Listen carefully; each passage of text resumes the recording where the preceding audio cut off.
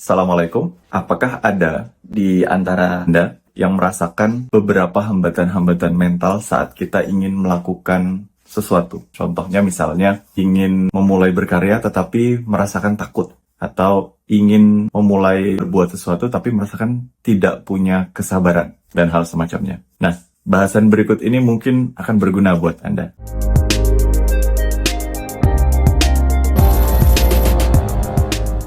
Kita ingin membahas satu buku yang ditulis oleh Profesor Steve Peters. Bukunya berjudul The Chimp Paradox. Kenapa bahasan ini penting? Karena dengan memahami sudut pandang dari buku ini, kita bisa mengerti seperti apa otak manusia bekerja, yang pada akhirnya membuat kita mengerti kenapa kok kita sering ingin melakukan sesuatu, tetapi suka punya mental block. Nah, ini salah satunya terkait dengan bagaimana cara otak manusia bekerja. Nah, menurut Profesor Steve Peters, fungsi dalam bagian-bagian otak manusia itu secara sangat sederhana bisa disimplifikasi menjadi 3 bagian. Yang pertama itu adalah otak manusia yang berkembang paling awal sejak manusia lahir. Jadi otak ini berguna untuk survival manusia tersebut. Fungsinya adalah memastikan bahwa makhluk hidup ini bisa survive, bisa selamat.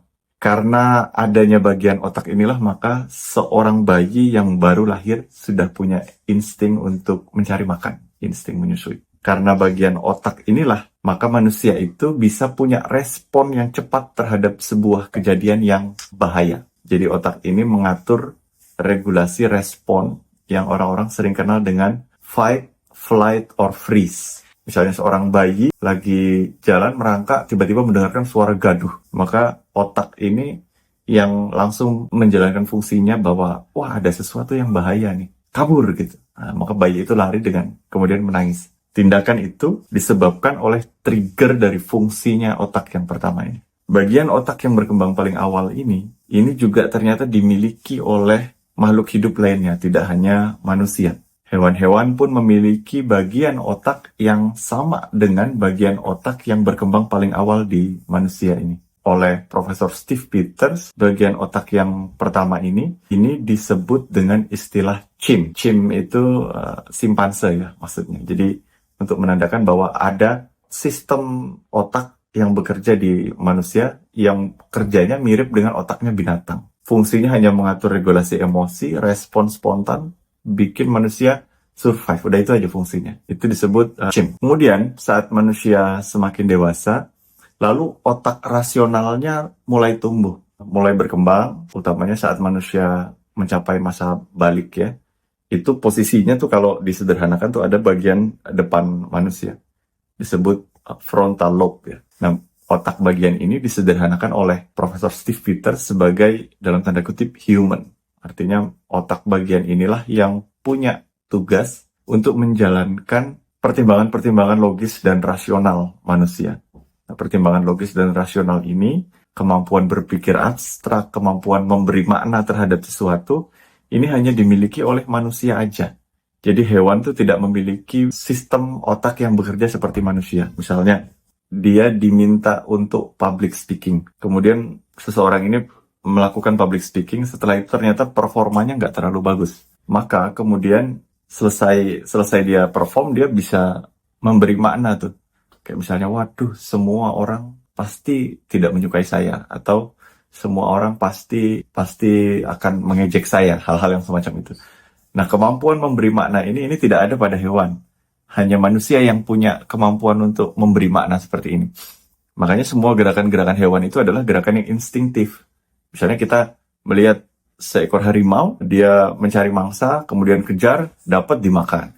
Tapi kalau dikejar, kemudian rusanya ternyata kabur, nggak pernah kita lihat tuh ada hewan, ada harimau, tiba-tiba merasa nelongso, tiba-tiba, waduh, saya adalah sebuah harimau yang sangat jelek gitu. Tidak ada hewan yang memberi makna-makna abstrak seperti yang dimiliki manusia. Karena kemampuan berpikir logis rasional dan kemampuan untuk memaknai sesuatu itu hanya ada khas pada manusia. Itu fungsi otak berikutnya. Lalu fungsi otak yang ketiga adalah fungsi otak untuk menyimpan memori.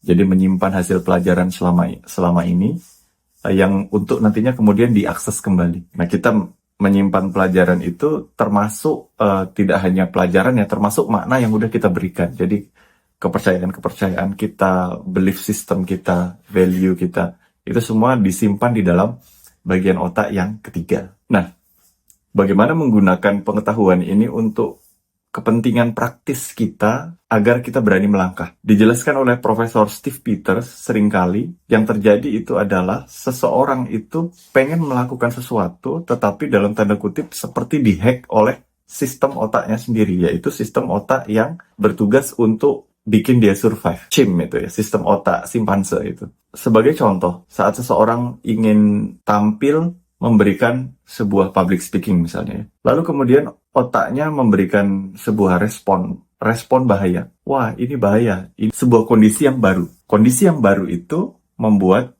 otaknya menyimpulkan sebuah keadaan bahaya. Maka otaknya memberi sinyal, lari, ini dangerous, ini sesuatu yang bahaya. Hal itu yang membuatkan dia merasa ketakutan yang sangat setiap kali dia mau perform, setiap kali dia mau tampil untuk public speaking. Yang terjadi biasanya adalah saat seseorang tidak bisa melakukan public speaking, dia membenci dirinya sendiri karena merasa dirinya sebagai sebuah produk yang gagal, sebagai orang yang tidak kompeten. Seperti yang dijelaskan dalam buku ini, yang terjadi sebenarnya hanyalah sistem otak dia sedang bekerja untuk mengamankan dirinya sendiri, untuk membuat dia survive. Nah, meskipun sebenarnya kenyataannya tidak segawat yang dipikirkan otaknya, tetapi begitulah cara otak bekerja. Nah, yang pertama yang harus diketahui, kata Profesor Steve Peters itu adalah kita harus mengakomodir kinerja sistem otak kita yang diberi nama CHIM ini. Jadi kita mengakomodir dengan cara mendengarkan apa masukannya. Karena tabiatnya tuh seperti anak kecil yang harus didengarkan, kalau tidak didengarkan maka otak akan berontak gitu. Jadi saat ada sesuatu, otak simpanse ini lebih duluan merespon.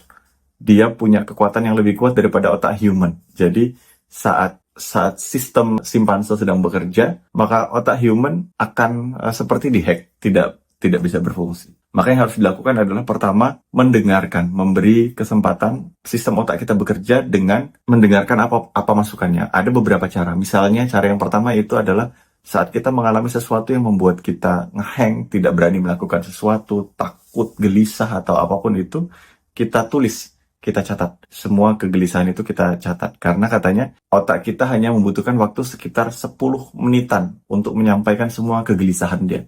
Karena emang itulah fungsinya dia. Dia menjamin kehidupan kita supaya kita selamat. Kita dengarkan selama 10 menit. Cara mendengarkannya dengan beberapa cara. Ada satu cara yang paling simpel, yaitu adalah saat kita gelisah, saat kita takut, kita tuliskan kegelisahan itu sebagai bentuk respon kita ngedengerin apa sih yang disampaikan oleh sistem otak kita. Kita tulis semua. Atau kita bercerita kepada orang. Jadi saat kita bercerita kepada orang, kita memberikan ruang kepada sistem di otak kita untuk bekerja dan menyampaikan concern-concernnya. Barulah setelah kita mendengarkan itu, kita menanggapi ketakutan-ketakutan tadi dengan fakta-fakta. Karena saat sesuatu itu sudah disampaikan, biasanya sistem otak simpanse merasa kerjanya udah selesai. Wah, oke, saya sudah melakukan kerja saya nih. Sekarang giliran kamu. Maka dia berikan waktu berikutnya untuk sistem otak human dia bekerja. Maka kita sering mendengar pada saat orang terbawa emosi, dia melakukan sesuatu, tapi setelah emosinya reda, dia merasa menyesal. Kenapa ya? Kok saya tadi melakukan itu?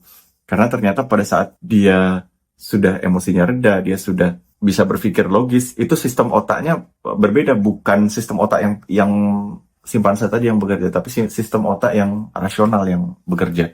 Maka kita jangan membantah atau jangan menjelekkan sistem otak kita sendiri, tapi kita berikan ruang untuk kita dengar. Kita dengar, lalu setelah itu baru kita cross-check dengan kemampuan berpikir logis dan rasional kita.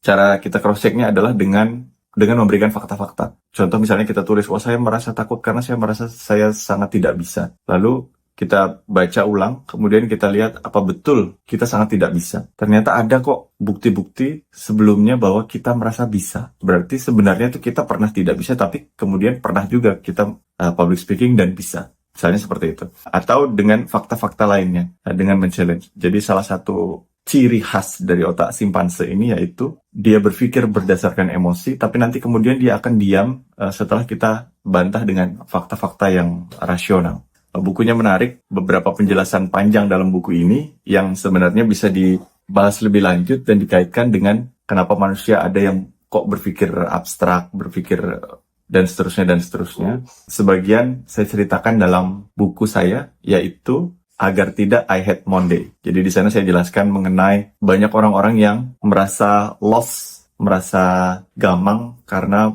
bekerja dalam ritme yang cepat. Nah, untuk mengatasinya kita perlu memaknai pekerjaan kita secara benar. Nah, tapi sebelum kita memaknai pekerjaan secara benar, kita perlu tahu motivasi pendorong yang membuat manusia bekerja. Nah, sebelum kita paham motivasi pendorong yang membuat manusia melakukan sesuatu, bagus kalau kita paham tentang bagaimana sih cara otak manusia bekerja. Nah, seperti itu cerita-ceritanya yang kemudian saya rangkai dalam sebuah buku, Agar Tidak I Hate Monday. Kalau ada teman-teman yang tertarik yang pengen mengetahui lebih jelas bahasannya, bisa cek di kolom deskripsi. Terima kasih. Assalamualaikum warahmatullahi wabarakatuh.